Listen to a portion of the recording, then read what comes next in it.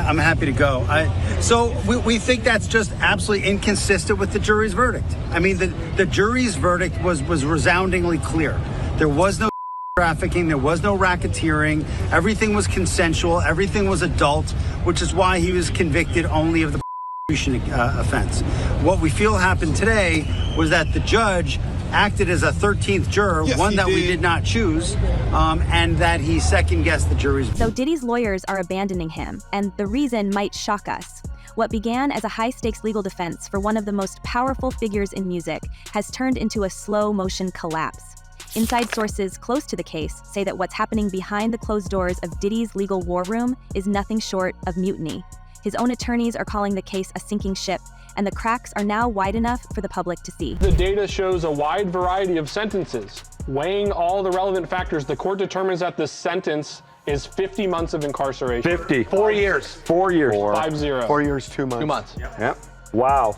50 months. On October 3rd, 2025, Sean Diddy Combs was sentenced to 50 months in federal prison for violating the Mann Act, a charge tied to transporting individuals for what prosecutors described as immoral purposes. But the sentence itself was not the shock. The real tremor came in the weeks that followed, when his defense team began to fracture under the pressure of an impossible fight. Lead attorney Mark Agnifilo remains the face of the defense, but insiders say the quiet exodus began with Anthony Rico's sudden departure. Rico, a veteran defense lawyer known for representing some of the most controversial defendants in New York, walked into court one Friday morning and informed the judge he could no longer effectively defend his client. No explanation, no warning, just a bombshell exit that sent shockwaves through the entire case. It has to be the defense, the consent, because look, sometimes you can argue that the activity never happened, right? You know, it wasn't me, defense.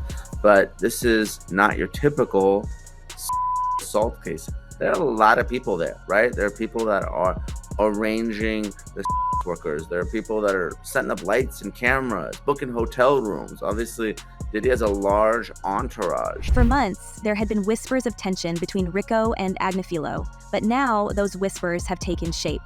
According to sources familiar with the dispute, the two men had been locked in a power struggle over strategy.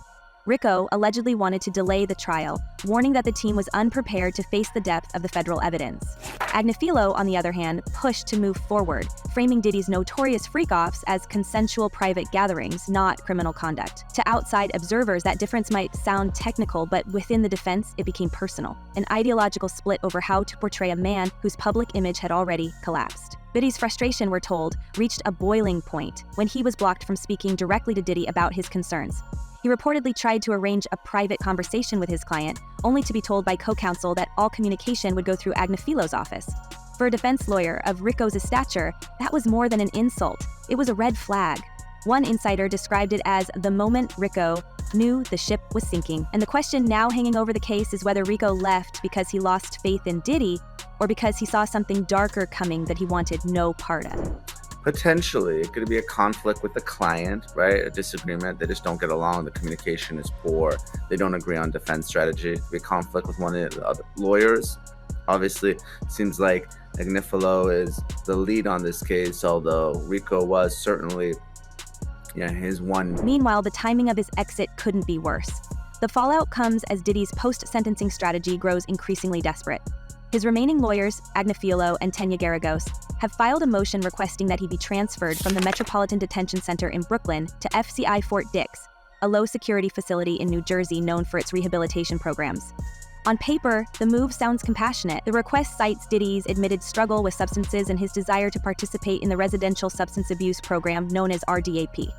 The defense insists this will help his recovery and allow his family easier visitation. But to the professionals who know the system, that reasoning doesn't add up. Federal prison consultant Sam Mangold told multiple outlets that Diddy's convictions likely make him ineligible for RDAP, since the program generally excludes inmates with public safety factors tied to misconduct involving others. People with those charges don't get in, Mangold said. If that's true, Diddy's lawyers are asking for something that can't legally happen, which raises a new question. Why file a motion they know will fail? Some in the legal community believe the request is less about rehabilitation and more about optics, an attempt to soften Diddy's image before the appeal process begins.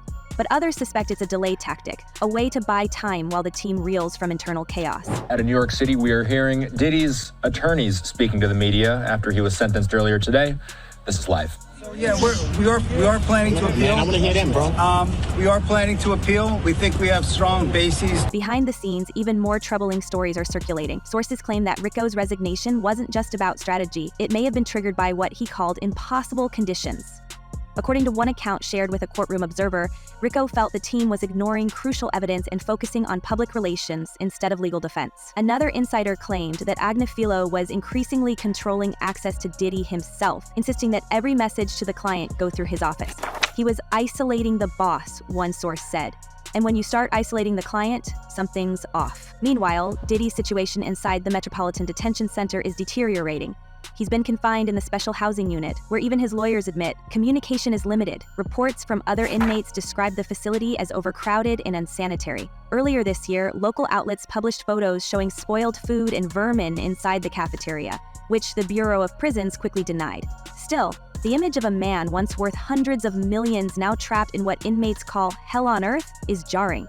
The public, and perhaps even the jury pool, sees a fallen mogul stripped of privilege and control. And with each new leak from inside his legal camp, the image grows bleaker. Working out the schedule for the day.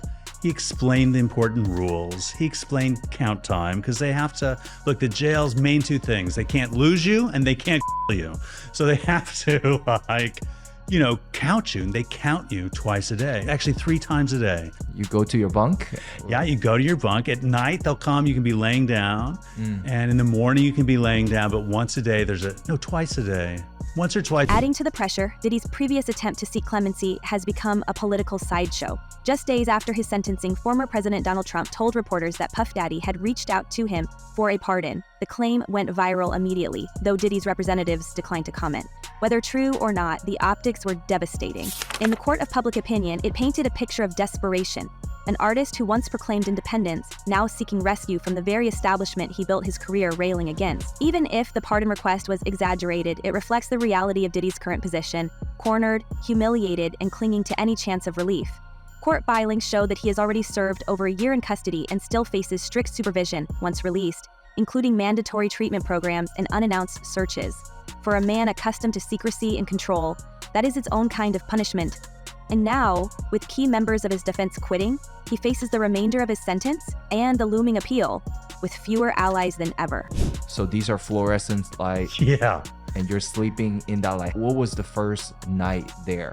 First night was very intense. Again, I'm, coming down off drugs. And by that time, the second time I went in, between the 2 times I got in a terrible... The rift between Rico and Agnifilo has exposed a deeper problem. The defense's narrative is collapsing under its own contradictions. Agnifilo continues to argue that Diddy's private gatherings were entirely voluntary, but that claim is hard to reconcile with the emotional testimony from Cassie Ventura and others who described years of coercion and violence. Federal prosecutors maintain that Diddy's wealth and influence allowed him to orchestrate a pattern of control that spanned decades. The more his lawyers insist the encounters were consensual, the more it sounds like denial in the face of overwhelming testimony. Now, with Rico gone, there are whispers that other members of the team are considering following suit. One associate told a reporter that several junior attorneys have begun quietly withdrawing from internal briefings, describing the atmosphere as toxic. The word hopeless has appeared in more than one off-the-record comment. And as if that weren't enough, Diddy's own correspondence from prison has raised further suspicion. Some of his letters to family and associates have been intercepted by federal monitors, fueling speculation that he's still trying to manage his empire from behind bars. Whether those messages were innocent or strategic, they add weight to the government's argument that he remains a potential risk even in confinement. Every day that passes brings another leak, another rumor, another sign that the once bulletproof defense is disintegrating from the inside out. The request to transfer him to Fort Dix, once framed as a hopeful gesture, now looks like a desperate act. Mengel's warning lingers. People with those charges don't qualify for the program. If the lawyers knew that, why did they push the narrative anyway? Were they trying to keep their client calm, or were they buying themselves time before the next major blow landed? So he outlines allegations of battery, assault, violence, physical and psychological abuse, labor trafficking, he says. And a lot of what Deontay Nash says in this complaint mirrors testimony that we heard during that trial, both from Nash and from others, like Sean Combs' ex-girlfriend, Cassie Ventura, who was a key witness. Either way, the fallout is accelerating. Diddy's legal team is shrinking. His prison transfer is in limbo. And for the first time, sources close to the defense are admitting privately what they refuse to say on camera, that the case may be beyond saving.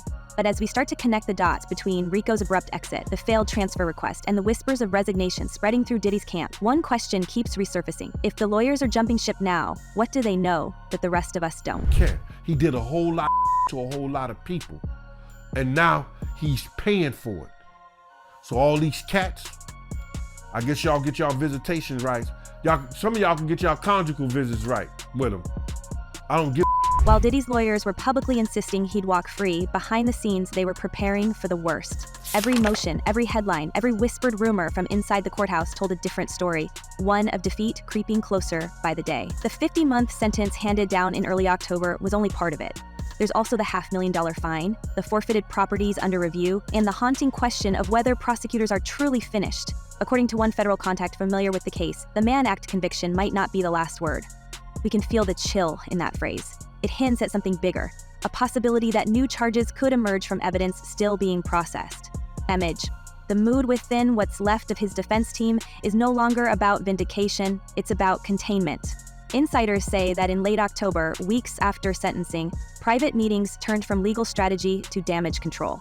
Some lawyers were reportedly briefing Diddy on contingency plans if prosecutors decide to expand the indictment. This speculation centers on the digital materials seized from his LA and Miami estates, devices the FBI is still combing through for potential financial irregularities.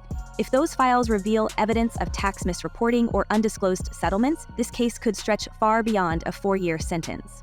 And then came the failed pardon bid, perhaps the most humiliating chapter yet. When former President Donald Trump revealed that Puff Daddy had personally asked for clemency, the statement exploded across social media. To some, it sounded like political theater, to others, a sign of sheer panic. Why would a man once hailed as a billionaire empire builder reach out to a political rival for mercy? What did he expect in return? Analysts close to Washington circles suggest that Diddy's request was never likely to succeed. The Justice Department's ongoing review of celebrity cases reportedly discouraged any move that could appear to undercut federal prosecutors. Still, there are whispers that someone inside the Bureau of Prisons quietly blocked the paperwork before it ever reached the president's desk. He got let off easy. And don't get me wrong, bro. I don't want to see a black man in jail. I don't want to see a black man in jail. But I don't care nothing about Diddy. That revelation has fueled endless speculation. Did the administration fear public backlash if Diddy were granted a special favor? Or did investigators warn that granting clemency might interfere with active probes linked to his former associates? Either way, the pardon's collapse stripped away the last illusion that influence could save him. In the eyes of his critics, the mogul who once moved the culture now stood powerless, a symbol of hubris meeting consequence. Even inside prison, the story only darkens. After the court denied his bid for house arrest, Diddy's lawyers scrambled to move him from the Metropolitan Detention Center to FCI Fort Dix, the low-security facility in New Jersey. On paper, it looked like a practical step. Access to family visits, better living conditions, a chance to join the rehabilitation program that could shave a year off his sentence. But those familiar with the system knew something didn't fit. Fort Dix's RDAP program is limited to inmates without violence-related convictions, and Diddy's record, coupled with the notoriety of his case, would almost certainly disqualify him. 4 years, 2 months in prison. Wow. He served a year. He gets some time. He gets 15% credit, so he'd be at 14-ish. 2.5 years. 2 months. So, and then he gets another 15% in the remaining. Yeah. He's out in 2 years. Yeah. Should have stuck with the original guess. I know. Yeah. So why pursue it? Some insiders now believe the transfer request was never about treatment at all. It may have been a public relations maneuver, designed to make Diddy look like a man seeking reform rather than protection. But when prison consultant Sam Mongel told the press that people with his charges don't qualify, the plan backfired. Instead of sympathy, it drew skepticism. And worse, it raised doubts about whether the legal team even had control of the narrative anymore. And then there's the danger waiting if he ever does arrive at Fort Dix. Former inmate Joe Giudice has warned that violence there can erupt without warning. He once witnessed an attack so fast, you barely even see anything. The implication is chilling. If Diddy's lawyers are aware of these risks, and they must be, then what exactly are they doing? Are they gambling with his safety, or quietly acknowledging that his transfer will never be approved anyway? Every option now seems like a trap. Stay in Brooklyn, and he faces isolation in a facility described as hell on earth. move to New Jersey and he may be walking into a different kind of nightmare. We have some major breaking news. Sean Diddy Combs has just filed a $100 million defamation lawsuit against NBC Universal for the making of Diddy, the making of a bad boy. Meanwhile, his fortune is bleeding. Property taxes on his Beverly Hills estate remain unpaid since last year, and brokers whisper that he's refused to lower the asking price. His Miami compound, once a playground for A-list parties, sits nearly empty, its staff dismissed after the raids. With a 5-year supervised release awaiting him after prison, including mandatory counseling, random searches, and a full ban on any contact with the victims, the financial drain could continue for years. Those around him insist he's trying to adapt. Letters from fellow inmates describe a man who spends hours teaching business classes and keeping his head down. But others hint at darker moods, paranoia, exhaustion, a belief that someone on the outside is leaking details from his private correspondence. We can't ignore the irony, the master of publicity now fearing exposure from every direction.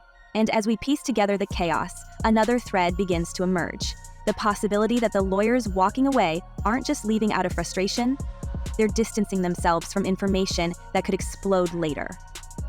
Federal insiders note that attorneys often withdraw when they foresee new indictments or potential conflicts of interest.